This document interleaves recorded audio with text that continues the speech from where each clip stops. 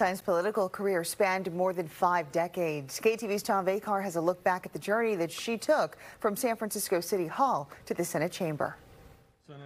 California's first female senator and the Senate's longest-serving woman member, Dianne Feinstein, was San Francisco's first female supervisor in 1969 and its president 9 years later, becoming mayor a few months later when disaster struck. Both Mayor Moscone and Supervisor Harvey Milk have been shot and killed. In a 1979 mayoral election, Feinstein defeated Supervisor Quentin Kopp. She championed healing the city, bringing people together after Jonestown and the assassinations, the contentious fight against AIDS, and getting qualified women and men in government. Oh, I'm much more nervous than I thought.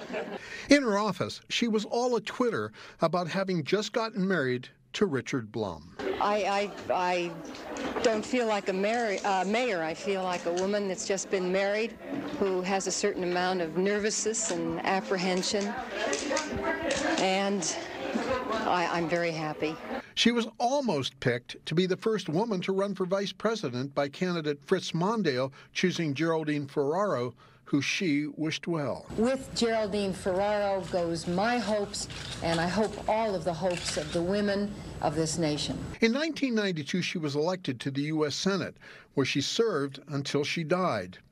Feinstein's signature piece of legislation, the assault rifle ban, lasted a decade and did reduce mass murders. But the pro-gun lobby, led by the NRA, made sure it would not be renewed, though she fought for a new ban ever since.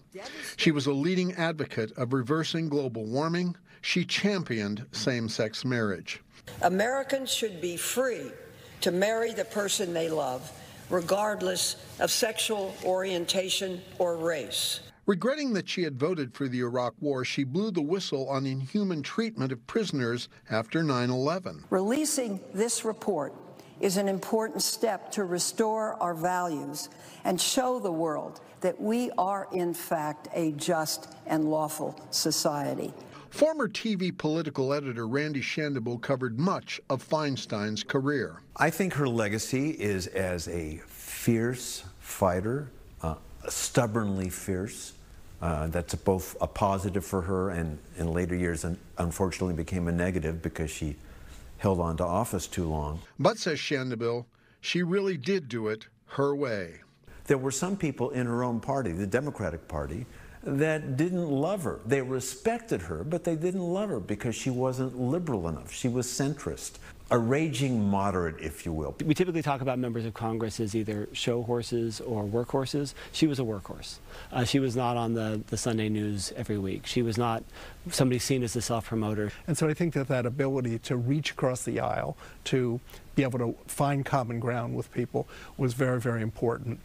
It's the kind of thing you want in legislators. She wasn't just a trailblazer, right, which is an important role, but she actually mentored generations of people who followed her, and she helped get elected.